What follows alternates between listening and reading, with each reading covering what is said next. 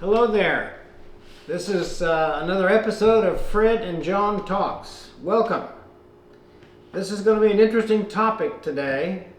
Fred is not here other than behind camera. He's the technical man and the props man. Are you out there, Fred? I am here. There he is. Thank you. Today, we're going to take a little trip down memory lane. Because when I was a kid, even at 6, 7, 8 years of age, one of my favorite TV shows, whenever proper material was showing, was Saturday Night Live. And one of the episodes that they did really intrigued me was called Coffee, Daughters, and Dogs.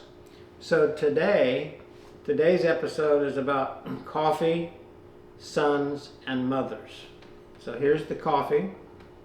I'm a son. Are you a son, Fred? I am a son, one of 4 boys and a girl. When I grew up, I was in Kansas, and I pretty much remember a family, fields of grain and wheat, flat land, doing things with my cousins, playing sports, and you know, Kansas always sticks in your blood. It's the state that's in the middle of the country, and some people refer to it as a flyover state, but I can tell you Kansas people work hard. A lot of them are farmers. Their lives revolve around droughts, rain, good years of crops or bad years of crops. It's a very tough state. And my mother, bless her heart, was a school teacher. She was a school teacher from the very time she graduated from Southwestern College in Winfield, Kansas. Before she met my father and married, she was a school teacher. So she's always been a school marm. And I guess you could say that as an only son, I never really had a chance, because when you've got a mother who's a school teacher, it's always like rules and regulations, follow the rules, follow the regulation, do this right, do that right. And wash behind your ears. I'm sorry she didn't succeed.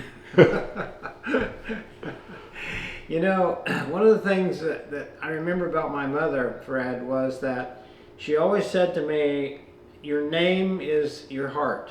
When people see you and they get to know you, they not only know your name, but they know your heart. I like that. And that's what they see.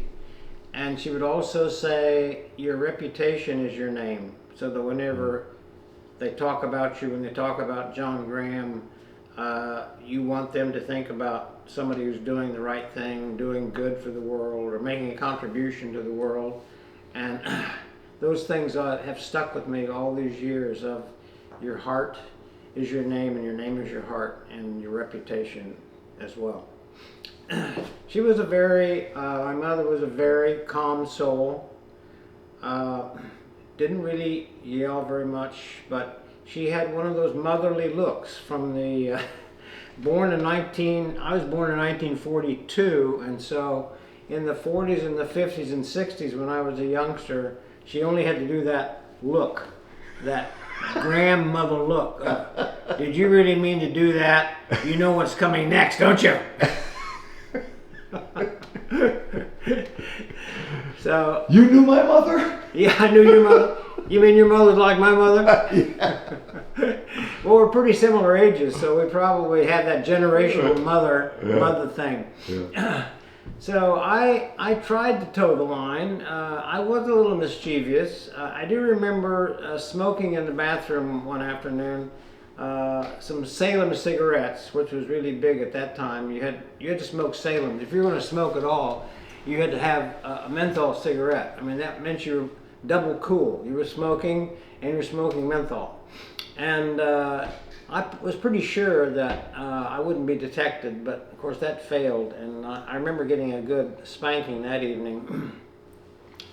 My mother used to always take me to sports, because my dad worked a lot on the side, doing side jobs. He was an industrial arts teacher, so a lot of times at the end of the day he wasn't really available even after he finished teaching school.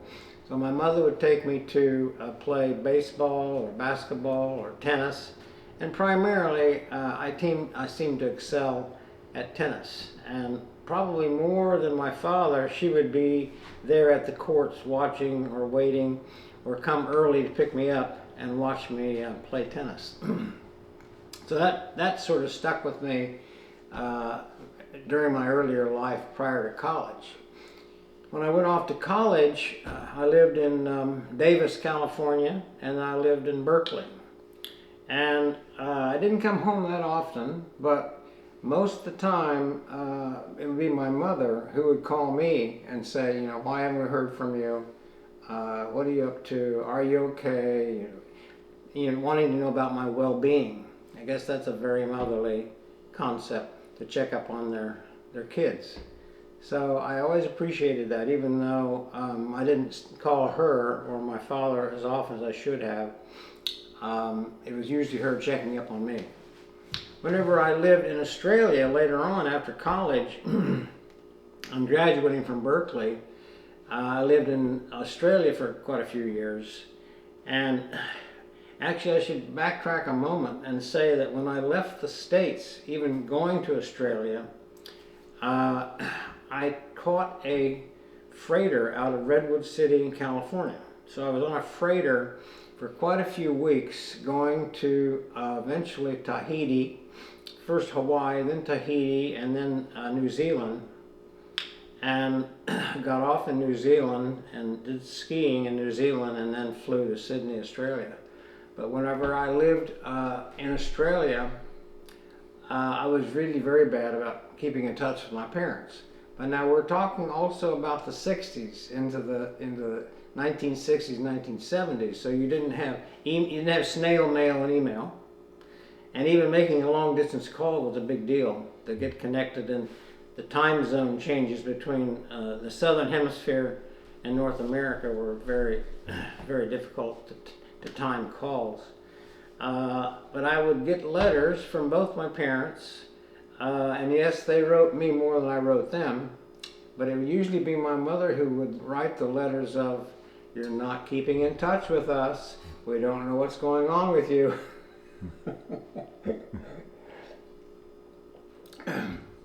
So I think I appreciated that at the time, but I also appreciated the freedom, because I was also out of the country and living a different life in Australia, doing my medical courses and medical degree.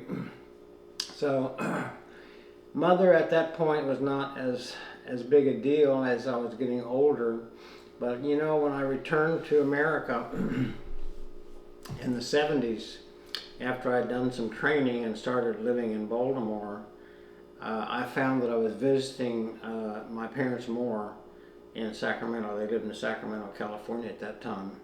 So I was really quite fond of coming back to Sacramento and seeing my parents. But it was always the hug from mother that sometimes meant more than, or felt good whenever I hugged her as opposed to my father. Because mothers are very special people. And I think a lot of times as a male, I feel like besides coffee, sons and mothers, it's the mother who tends to want you to be successful and to make good on your life's goals and purposes, and you hope to reward that. Another story about my mother was later in life, whenever I was practicing medicine. I've gone back and forth with a beard. Sometimes I have a beard, sometimes I don't. And my mother was not fond of beards. She was a pretty conservative lady. I remember when I was even in my 40s and 50s, she would say, "John, I don't like you in the beard because you look like an unkept monkey." Fred, she called me an unkept monkey. And I remember telling her, "Mother, it's okay, you know, I haven't done what you've asked for 40 years or 50 years or 60 years. Why would you expect me to do something now that's correct?" But whenever she was getting in her 80s and 90s, if I had a beard and she said to me, "You know, I don't like the beard," I remember telling her, "Mother, I will, at your funeral, whenever that happens, and God forbid, but I will shave for the funeral." Oh. And Fred, I kept my word. Oh, I did keep my word. okay. Bless her heart. And my mother lived to be 94 years of age. Wow. Yep. Died in 2005. And I do remember shaving my beard, and I think I mentioned that in my speech about my mother at the funeral, that I'm clean shaven. That's what she wanted me to do. And she was looking down on you with a big smile. So at least I did one thing correct at the very, very end. Yeah. But she was always very proud of me, though, too. I think mothers can make a big difference in how their children behave. And we're just talking about sons, but I think sons and mothers have special relationships. It's often talked about how mothers and daughters have special relationships, but mothers and sons, I think it's also a special concept. It's different in life when your mother's not here as well. And that after 2005, we're now in 2023, I have to say for the first maybe 10 or 15 years, I did think about my mother a lot more than I do now. But there were many times whenever something would happen, I'd be in a location, I'd be in a restaurant, or something would just remind me of her, and tears would come to my eyes just spontaneously. One such occasion would be on Sundays, because I would often take her to church or meet her at church, and she loved to go to Kentucky Fried Chicken after the service and have a pot pie. So that was a Sunday ritual, and so even Sundays now, I kind of like, hopefully, would think, gee whiz, I better get a pot pie in remembrance of my mother. So that's some thoughts I have about mothers and sons, and I hope you've enjoyed that. So that's a wrap. I'll come into the camera for the wrap. Thank you, Fred. You're welcome. Get your face in there. All right.